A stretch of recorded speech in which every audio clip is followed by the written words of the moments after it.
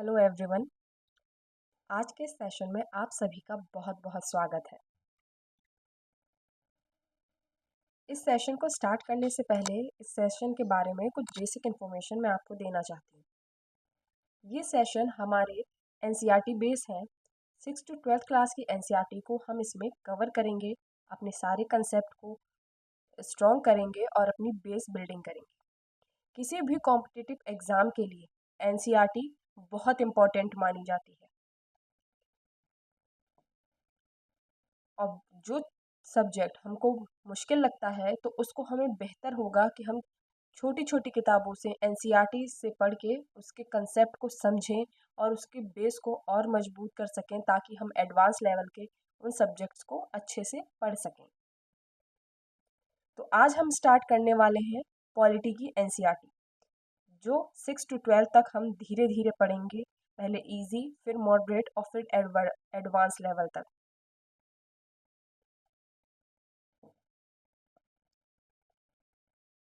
Polity as a subject किसी भी competitive exam में बहुत इंपॉर्टेंट एस्पेक्ट रखता है, चाहे वो यूपीएससी हो, चाहे स्टेट एग्ज़ाम हो या फिर कोई भी वनडे एग्ज़ाम। पॉलिटी से क्वेश्चन मस्ट आते हैं। पॉलिटी आखिर है क्या?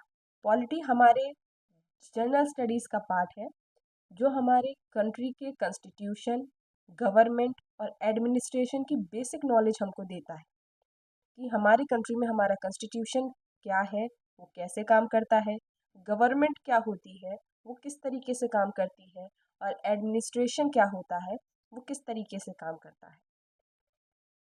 पॉलिटी को हम लोग हिंदी में राज्य व्यवस्था के नाम से जानते हैं।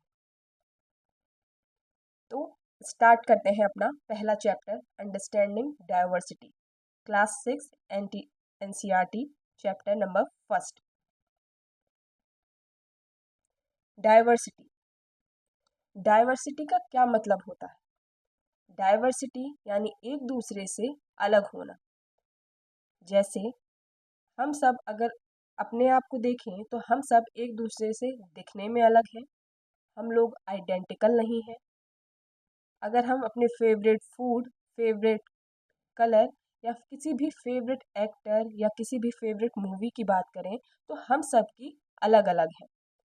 हम सिर्फ अपने विचारों से और अपनी पसंदीदा चीज़ों से ही अलग नहीं, हम बहुत सारे मामलों में बहुत अलग हैं। हम फूड के मामले में अलग हैं, हमारे कल्चरल बिलीफ अलग हैं, हमारे ट्रेडिशन अलग हैं, हमारे रिचुअल्स अलग हैं, हमारी क्लोथिंग सिस्टम अलग है और हमारी ज्योग्राफिकल कंडीशंस भी अलग हैं।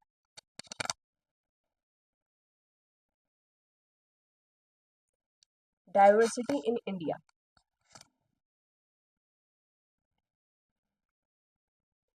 Diversity in India.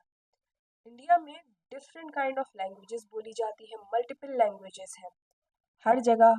आप थोड़ी थोड़ी दूर पे जैसे जैसे अपनी घर को छोड़ के किसी भी दिशा में आगे बढ़ेंगे तो आप देखेंगे कि आपके आसपास लैंग्वेज में फ़र्क आता जा रहा है। हमारे ट्रेडिशंस अलग अलग हैं, हमारे फेस्टिवल अलग हैं और हमारी रिलीजियस प्रैक्टिस अलग है। इस तरीके के डिफरेंस को हम इंडिया वाले होल्ड करते हैं, जिसे हम डाइवर्सिटी के नाम से जाते हैं, और इस तरह की डाइवर्सिटी को ये इंडिया सेलिब्रेट करता है। इंडिया में डाइवर्सिटी एक वे ऑफ लाइफ है। इंडिया में डाइवर्सिटी कोई कंसेप्ट नहीं है। ऐसा नहीं है कि इंडिया में डाइवर्सिटी ज़बरदस्ती बनाई गई हो। इंडिया जब से है वो तभी से डाइवर्स है। अब हम डाइवर्सिटी को एक्सप्लेन कैसे करेंगे, आइए समझते हैं। लगभग 2 सेंचुरीज पहले, जब हमारे पास modern day of transportation system नहीं था, जैसे कि फ्लाइट्स, ट्रेन्स, बसेस, इस तरीके की चीज़ें नहीं थी, तो ज़्यादातर लोग पानी से यानी कि किसी भी वाटर रिसोर्स के ज़रिए आना जाना प्रेफर करते थे। जहाज, पानी के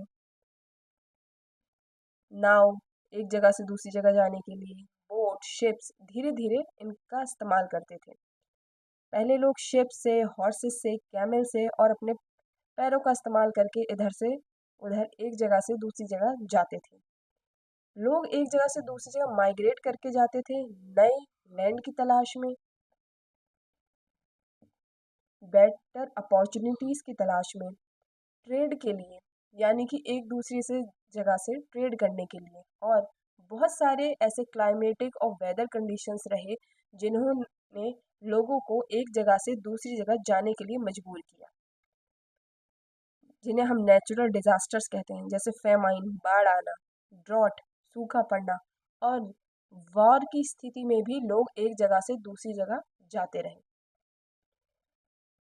डाइवर्सिटी को कैसे धीरे धीरे डाइवर्सिटी हमारे इंडिया में, हमारे कल्चर में आती गई, कैसे हमने इसको अडॉप्ट करना शुरू किया, इसके कुछ बेसिक रीजंस हैं। पहला रीज़न है माइग्रेशन। माइग्रेशन से जब लोग एक जगह से दूसरी जगह जाते थे तो वो अपना कल्चर अपने साथ ले जाते थे, और इधर से जाने वाले लोग ये अपना कल्चर ले जाते थे। तो धीरे धीरे यहाँ पर कल्चरल एक्सचेंज होने लगा, कल्चर ब्लेंड होने लगे एक दूसरे के साथ। कुछ लोग जो कहीं पे माइग्रेट होके आते थे और बस जाते थे, वहाँ पर उन लोगों ने अपने कल्चर को प्रिजर्व किया, अपने ट्रेडिशन को प्रिजर्व किया, और कुछ लोगों ने वहाँ के लोकल कस्टम से अपने कल्चर को ब्लेंड होने दिया। इससे हमारे फूड भी, हमारी चीज़ों पे बहुत ज़्यादा इन्फ्लुएंस पड़ा। हमारी लैंग्वेज, हमारे क्विजीन्स, हमारा म्यूज़िक और हमारी रिलीजियस प्रैक्टिस धीरे धीरे डाइवर्स होती गई, और हम एक डाइवर्स ट्रेडिशन बनते गए।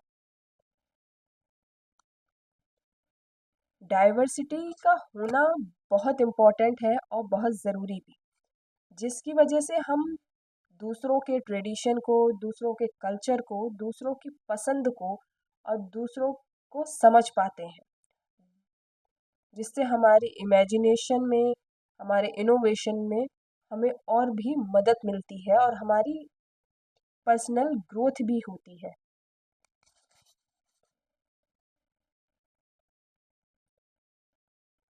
माइग्रेशन के बाद ज्योग्राफी ने भी बहुत इम्पोर्टेंट रोल प्ले किया है डाइवर्सिटी में। जैसे जो लोग समुद्र के किनारे रहते हैं और जो लोग माउंटेन्स के किनारे रहते हैं, या फिर माउंटेन्स में रहते हैं जो समुद्र के किनारे रहते हैं, उनका क्लोथिंग सिस्टम डिफरेंट होता है, उनका फूड सिस्टम डिफरेंट होता है, उनकी जॉब अपॉर्चुनिटीज़ डिफरेंट होती हैं, और उनका लाइफस्टाइल भी डिफरेंट होता है।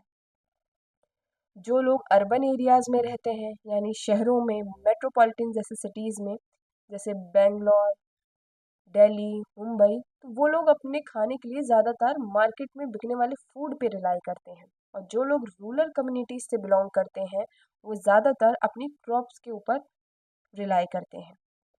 अगर आपको वाकई देखना है तो अगर आप एक बात को समझिए, दिल्ली, मुंबई, बेंगलोर, ये जितने भी हाई क्लास, हैदराबाद म, और मेट्रोपॉलिटन सिटी हैं, आपको यहाँ पे लोग सिमिलर दिखेंगे अपनी हैबिट्स को लेके। जैसे उनको अपने घर की ग्रोसरीज खरीदनी है तो वो किसी भी मॉल, बिग बाज़ार, इस तरीके के मार्ट्स में जाएंगे। कपड़े लेने हैं तो मॉल्स वगैरह से मंगा लिए। उनका 9 to 5 जॉब होगा, एक आपको पर्टिकुलर पैटर्न दिखेगा इस तरह के बड़े शहरों में। लेकिन आपको इंडिया की अगर डाइवर्सिटी को समझना है तो इंडिया के विलेज आपकी बेहतर मदद कर सकते हैं अपनी इस अंडरस्टैंडिंग को डेवलप करने में। इंडिया के विलेज जैसे राजस्थान, हरियाणा, उत्तर प्रदेश, बिहार, तमिलनाडु, केरला, लद्दाख, हिमाचल प्रदेश, गुजरात, अगर आप हर जगह के विलेजेस को ध्यान से देखेंगे तो आपको ये पता चलेगा कि इंडिया कितना डाइवर्स है। सबके फूड अलग है, सबके कल्चर्स अलग हैं, सबका खान पान अलग है, सबका व्यवहार अलग है, और सबका लाइफस्टाइल भी बहुत डिफरेंट है। तो इंडिया की असली डाइवर्सिटी वहाँ के विलेजेस दिखाते हैं कि इंडिया कितना डाइवर्सिफाई और कितना ब्यूटीफुल है। इसी डाइवर्सिटी को समझने के लिए हमारी एनसीईआरटीज़ में दो जगह का नाम दिया गया, केरला और लद्दाख। इंडिया के मैप में अगर देखें तो ये जो यहाँ की ज्योग्राफी बिल्कुल ही ऑपोजिट है। लद्दाख जो सबसे ऊपर टॉप ऑफ द नेशन पे है। और केरला जो क्या कहते हैं हमारे मैप में सबसे नीचे के पार्ट पे आता है। यहाँ की जोग्राफिकल कंडीशंस बिल्कुल डिफरेंट है, यहाँ की लाइफस्टाइल डिफरेंट है, यहाँ की चैलेंजेस डिफरेंट है, और यहाँ का खान पान, यहाँ ट्रेड, इकोनॉमी सब कुछ डिफरेंट है। लद्दाख एक ईस्टर्न जम्मू एंड कश्मीर में प्रेजेंट एक जगह है जो हाई एल्टीट्यूड डेजर्ट है, जहाँ पे एक्सट्रीम क्लाइमेटिक कंडीशंस हैं। यहाँ पे बहुत कम एग्रीकल्चर होता है और रेनफॉल ना के बराबर है। लद्दाख एक कोल्ड डेजर्ट है। डेजर्ट उस जगह को कहते हैं, बहुत लोगों का ये मानना है कि जहाँ पे रेत है, जहाँ रेगिस्तान है, वही डेजर्ट है। लेकिन डेजर्ट उस जगह को कहते हैं जहाँ पे बहुत कम यानी ना के बराबर बारिश हो। वहाँ बारिश नहीं होती तो वहाँ किसी भी तरह का एग्रीकल्चर वेजिटेशन पॉसिबल नहीं है, और धीरे धीरे उस ज़मीन को फिर डेजर्ट घोषित कर दिया जाता है। लद्दाख एक कोल्ड डेजर्ट है जहाँ पर साल के सबसे ज़्यादा वक्त बर्फबारी होती है, और जब कभी भी समर आता है तो वहाँ के लोग वहाँ की मेल्टिंग स्नो को ड्रिंकिंग वाटर के सोर्स की तरह इस्तेमाल करते हैं। वहाँ पीने के पानी की भी काफ़ी कमी है। जो बर्फ़ पिघलती है गर्मी के मौसम में, उसको प्राइमरी सोर्स माना जाता है वहाँ के ड्रिंकिंग वाटर का। वहाँ का लाइफ स्टॉक एसेंशियल भी बहुत अलग है, वहाँ का रहन सहन लाइवलीहुड बहुत अलग है। वहाँ पर शिप्स, गोट को रियर किया जाता है, जिनसे उनकी वूल से हम पश्मीना वूल को बनाते हैं और कश्मीर के साथ ट्रेड करते हैं। वहाँ के डाइट प्लान्स बहुत अलग हैं। लोग मीट, डेयरी प्रोडक्ट्स को यूज़ करते हैं। बटर, घी और चीज़ जैसी चीज़ों के लिए गोट, काव और डॉज या काव हाइब्रिड, ये एक हाइब्रिड काव है। इन पे ये लोग डिपेंड करते हैं अपने बटर, चीज़ इस तरीके की सोर्स के लिए।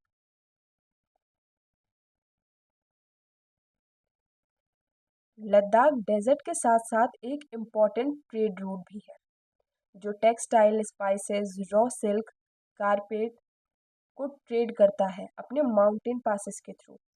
इसी माउंटेन पासेस से आने जाने वाले ट्रेडर्स की वजह से लद्दाख में कई सारे रिलीजियस इन्फ्लुएंस भी रहे हैं। जैसे तिब्बत से आने वाले लोग बुद्धिस्ट धर्म को बहुत मानते थे, तो वहाँ से आने वाले लोगों ने यहाँ पे बुद्धिज्म फैलाया, जिससे धीरे धीरे कल्चरल एक्सचेंज हुआ और लद्दाख को लिटिल तिब्बत भी कहा जाने लगा। यहाँ पर इस्लाम का भी बहुत सारा असर देखने को मिलता है। यहाँ पर ट्रेड की वजह से अलग अलग रिलीजन का बहुत इन्फ्लुएंस है। यहाँ का कल्चर बहुत ओरल रिच ट्रेडिशन है, यानी कोई भी बात कहने और सुनने का तरीका सॉन्ग्स और पोइट्री है। जैसे केसर सागा। केसर सागा यहाँ का महाकाव्य है, जो तिब्बतन एपिक का एक महाकाव्य है, और धीरे धीरे लद्दाख के लोगों ने इसको अडेप्ट कर लिया है और इसको अच्छे से गाते और सुनते हैं। केरला। केरला एक साउथ वेस्टर्न इंडियन स्टेट है जिसका बॉर्डर अरेबियन सी के साथ जुड़ा हुआ है, जहाँ पर लश हिल्स है। लश हिल्स मतलब कि वो पहाड़ जहाँ पर पेड़ पौधे बहुत होते हैं। ये बहुत डाइवर्स यहाँ का लैंडस्केप है। यहाँ पर स्पाइसेस भी होते हैं। यहाँ केरला को स्पाइस गार्डन ऑफ इंडिया भी कहा जाता है। गॉड्स ओन सिटी भी केरला को कहा जाता है।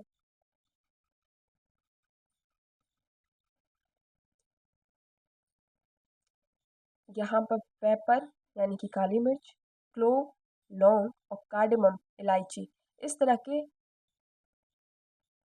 रिच स्पाइसेस मिलते हैं। यहाँ का रीजन फर्टाइल है, और यहाँ के स्पाइस ट्रेड की वजह से जूइश और अरब ट्रेडर्स यहाँ पर बहुत सालों से आते रहे हैं, जिसकी वजह से केरला एक ग्लोबल कॉमर्स बन गया था। लगभग 2000 साल पहले संत थॉमस सेंट थॉमस का नाम का एक आदमी केरला में एंटर करता है जिसने इंडिया में फर्स्ट टाइम क्रिश्चियनिटी को इंट्रोड्यूस किया।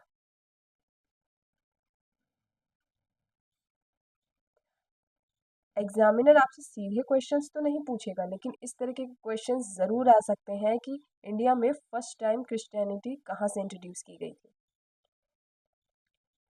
फिर वक्त के साथ साथ यहाँ अरब मर्चेंट्स भी आने लगे जो केरला में सेटल होने लगे और जिन्होंने कल्चरल डाइवर्सिटी में अपना योगदान दिया। इब्ने बतूता जैसे ट्रैवलर्स यहाँ पर लगातार आते रहे क्योंकि केरला एक ग्लोबल कॉमर्स बन चुका था और इंडिया में एंटर होने का एक रूट भी। एक पोर्तुगीज एक्सप्लोरर वास्को डिगामा, जिसका नाम हम सब ने सुना होगा, जब वो अपनी खोज पे निकला तो इंडिया आने की रूट्स को तलाश कर रहा था कि इंडिया में एंट्री कैसे की जाए।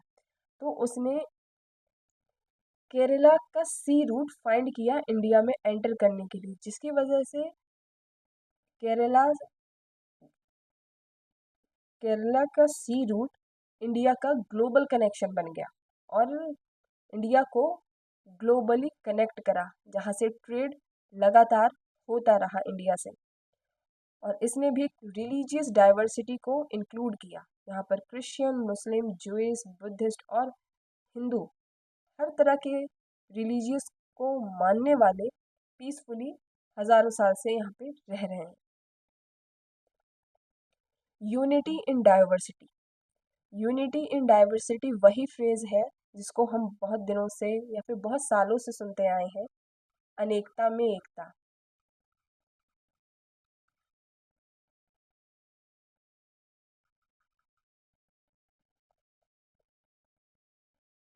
इंडिया एक डाइवर्स स्टेट है। यहाँ पर ब्रिटिश रूल के वक्त हमारा कल्चर तब भी अलग था, हमारे रिलीजन तब भी अलग थे, हमारे रिलीजियस बैकग्राउंड भी अलग थे, फिर भी हम एक दूसरे से अलग नहीं थे। हम हमेशा एक दूसरे के साथ थे और हमने इंडिपेंडेंस की लड़ाई में भी एक दूसरे का साथ देते हुए इस लड़ाई को लड़ा था और अपने बड़े बड़े चैलेंजेस को जीता भी।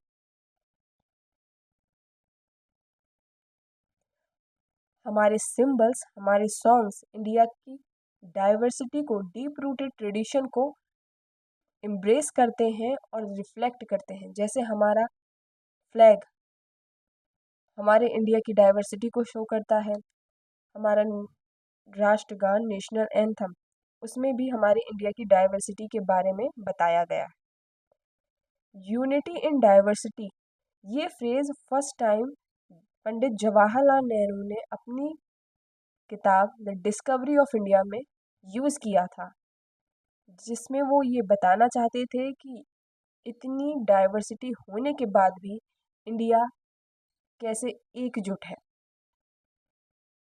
और ये डाइवर्सिटी ही हमारी स्ट्रेंथ है। आई होप आप सबको डाइवर्सिटी अब समझ आ गई होगी। एक फटाफट समरी को देख लेते हैं और सारे पॉइंट्स को रिकॉल कर लेते हैं। India's cultural diversity. India as a home numerous language and cuisines festivals, यानी इंडिया में अलग अलग लैंग्वेजेस हैं, अलग अलग cuisines हैं, फेस्टिवल्स हैं, रिलीजियस प्रैक्टिस हैं। ये सारी चीज़ इंडिया की कल्चरल डाइवर्सिटी है। इंडिया में किस तरीके से डाइवर्सिटी आई? माइग्रेशन के ज़रिए, ट्रेड के ज़रिए, नेचुरल डिज़ास्टर्स की वजह से, वॉर की वजह से लोग बेटर अपॉर्चुनिटी तलाशते हुए यहाँ तक आए और कल्चरल एक्सचेंज होते गए और ये इंडिया की डाइवर्सिटी को शेप देते गए। ज्योग्राफी का भी बहुत सारा इम्पैक्ट है। यहाँ पे कोस्टल एरियाज़ में अलग तरीके से लोग रहते हैं, उनकी क्लोथिंग हैबिट, उनका फूड, उनकी लाइफ स्टाइल सब कुछ डिफरेंट है उन लोगों से जो माउंटेन एरियाज़ में रहते हैं, जो सी एरियाज़ के पास रहते हैं, सबका डिफरेंट है। यहाँ की ज्योग्राफी ने भी बहुत ज़्यादा इन्फ्लुएंस किया है। लद्दाख की ज्योग्राफी और वहाँ की इकोनॉमी। लद्दाख एक कोल्ड डेजर्ट है जहाँ पर मिनिमल एग्रीकल्चर होता है। वहाँ के लोग ड्रिंकिंग वाटर के लिए मेल्टिंग स्नो पे रिलाई करते हैं और वहाँ फेमस है पश्मीना वूल का ट्रेड कश्मीर के साथ, और लद्दाख एक ट्रेड रूट भी है।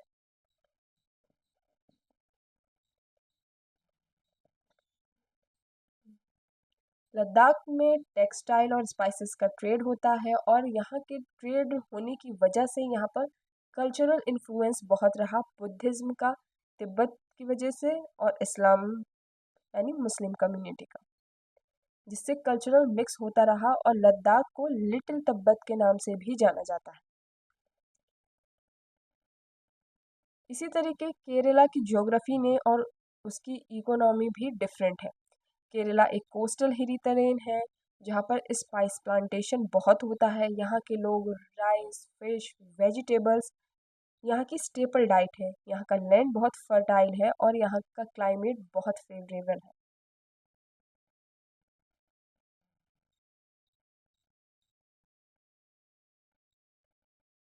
केरला में हिस्टोरिकल इन्फ्लुएंस भी बहुत रहा। अलग अलग जगह से अरेबिया, यूरोप, चाइना से लोग यहाँ पर विजिट करते थे ट्रेड के लिए, जिससे कल्चरल इन्फ्लुएंस भी रहा और कल्चरल एक्सचेंज भी रहा। और सेंट थॉमस नाम के आदमी ने इंडिया में फर्स्ट टाइम क्रिश्चियनिटी को इंट्रोड्यूस किया था। वास्को ड गामा एक पोर्तुगीज ट्रेवलर था जिसने इंडिया में एंटर करने का केरला से जुड़ा हुआ सी रूट को डिस्कवर किया था। और यहाँ पर चाइनीज़ इन्फ्लुएंसेस भी देखने को मिलते हैं। केरला में फिशिंग नेट को चीना वाला कहा जाता है और कुकिंग यूटेंसिल्स को चीना चट्टी कहा जाता है।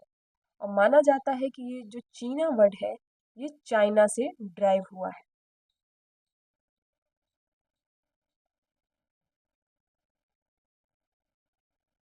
इंडिया की डाइवर्सिटी ने इंडिया के फ्रीडम मूवमेंट में भी बहुत स्ट्रेंथ दिखाई है और जवाहरलाल नेहरू ने यूनिटी इन डाइवर्सिटी को फर्स्ट टाइम कोट किया था अपनी book the discovery of India में और बताया था कि इंडिया कितना रिच है ट्रेडिशन वाइज और कल्चर वाइज। हमारे सिंबल्स, हमारे सॉन्ग्स और हमारा नेशनल एंथम ये सब इंडिया की डाइवर्सिटी को दर्शाता है और इंडिया की स्ट्रेंथ को बताता है। आप अपने किसी भी चैप्टर के और ये किसी भी एनसीईआरटी के चैप्टर्स के नोट्स 1 पेज नोट्स में बना सकते हैं और इसको दोबारा रिवाइज कर सकते हैं। आई होप आप सभी को ये सेशन पसंद आया होगा।